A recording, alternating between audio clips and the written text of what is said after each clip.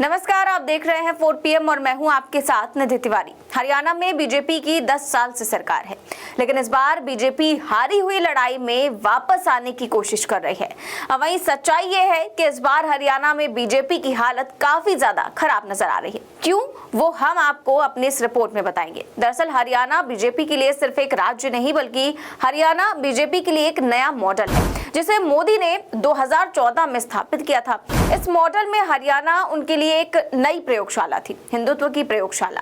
इस प्रयोगशाला की शुरुआत मोदी जी ने 2014 की विधानसभा चुनाव से की, जिससे बीजेपी को यहाँ पर भरपूर फायदा भी मिला।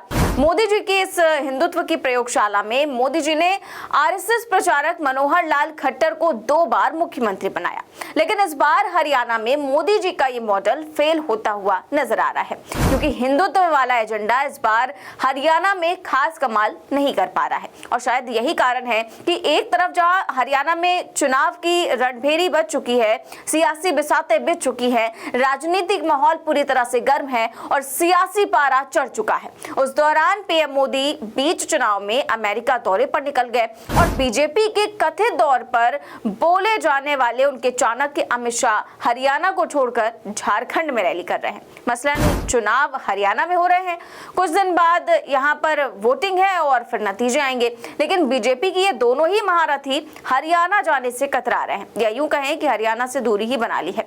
आखिर हरियाणा से मोदी जी और शाह को इतनी दूरी बनाने का उनके कारण क्या है? हरियाणा में बीजेपी की हालत आखिरकार इतनी पतली कैसे हो गई? दरअसल उसके कई सियासी कारण हैं, जिनमें सबसे ज्यादा और महत्वपूर्ण कारण है एंटी इनकम्बेंसी। यहाँ की जो आम जनता है, वो जमीनी सच्चाई ये है कि हरियाणा के चाहे किसान हो, चाहे युवा हो, चाहे बेरोजगार हो, या फिर चाहे वहां के बहुसंख्यक वाले जाट हो, दलित हो, मिडिल क्लास हो, या फिर चाहे सरकारी कर्मचारी ही क्यों ना हो, हर कोई मोदी जी के मॉडल से बुरी तरह से त्रस्त है। और शायद यही कारण है कि जब बीजेपी के प्रत्याशी जमीन पर उतरकर जनता से वोट मांग रहे हैं, तो जनता उनके मुंह पर उनका विरोध कर रही है। उनकी रैलियों में उनका विरोध हो रहा है। जनता बीजेपी के प्रत्याशियों को जमीन पर घेर ले रही है, तो कहीं पर गांव में नहीं घुसने दिया जा रहा है, कहीं पर बीजेपी के बड़े बड़े नेताओं को काले झंडे दिखाए जा रहे हैं। यही कारण है कि बीजेपी की नींदें उड़ी हुई है। और दूसरी तरफ कांग्रेस हरियाणा में वापसी करने के लिए पूरी तरह से चुनावी मैदान में उतरी है। दरअसल 10 साल से सत्ता का सुख भोग रहे बीजेपी के विधायक चुनाव के दौरान ही तो बरसाती मेढक की तरह बाहर निकले हैं, तो जनता ने भी अपना विरोध जता दिया कि बरसाती मेंढकों की जगह पानी में है, इसीलिए चलिए आप भी हमारे साथ पानी में घुसिए, और नहीं घुसेंगे तो उल्टे पांव हमारे गांव से वापस हो लीजिए। इस वीडियो में देखिए, जब नेताजी वोट मांगने गए तो वहां की जनता ने बीजेपी के प्रत्याशी के साथ क्या किया। पहले वीडियो देखिए, फिर हम इस बारे में विस्तार से बताते हैं।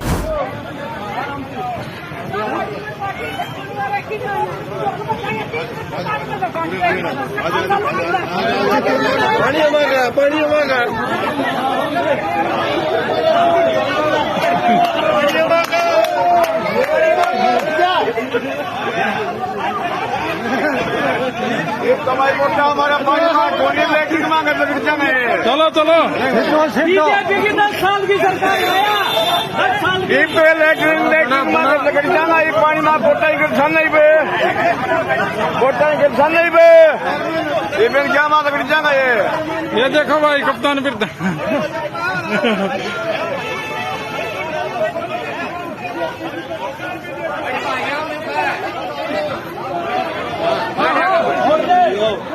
तो सुना आपने आम जनता का गुस्सा। अब घटना के बारे में जानिए। दरअसल मामला हरियाणा के झज्जर विधानसभा के लड़ायन गांव का है, जहां से भाजपा प्रत्याशी कप्तान बरधाना जब वोट मांगने ग्रामीणों के बीच पहुंचे तो ग्रामीणों ने साहब को घेर लिया।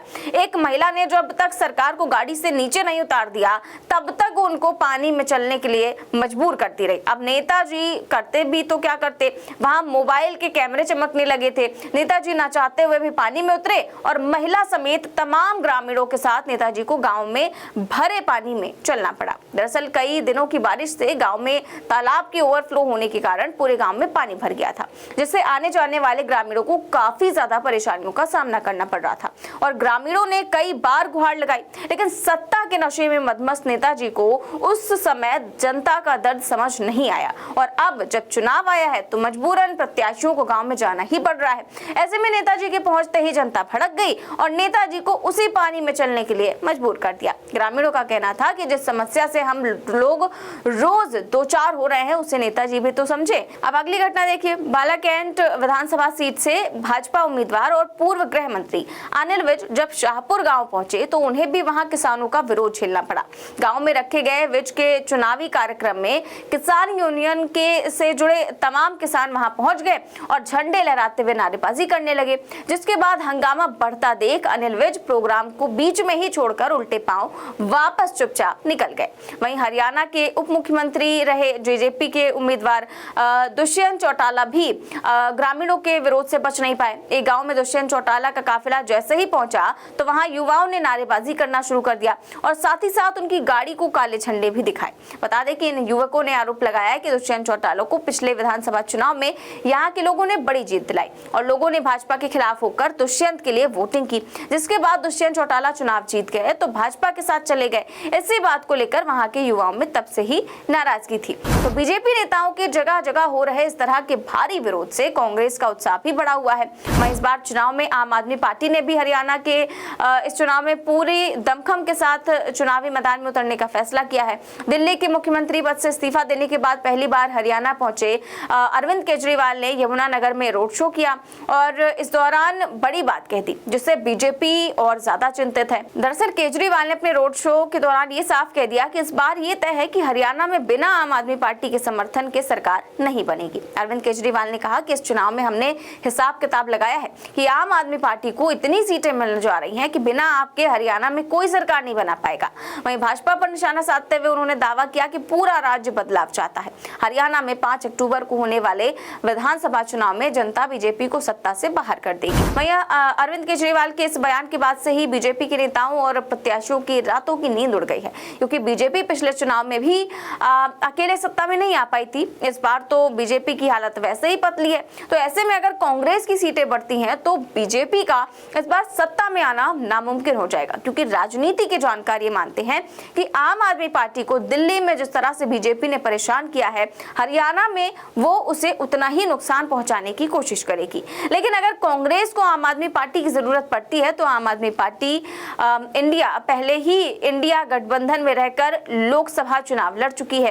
तो ऐसे में ये माना जा रहा है कि आप आने वाले समय में कांग्रेस के पक्ष में फैसला ले सकती है। तो क्या कुछ होगा आने वाले चुनाव में, ये तो वक्त ही बताएगा। फिलहाल इस खबर में बस इतना ही। देश और दुनिया की तमाम बड़ी खबरें जानने के लिए देखते रहिए 4 PM न्यूज नेटवर्क। चैनल को सब्सक्राइब भी करें और ज्वाइन भी। नमस्कार।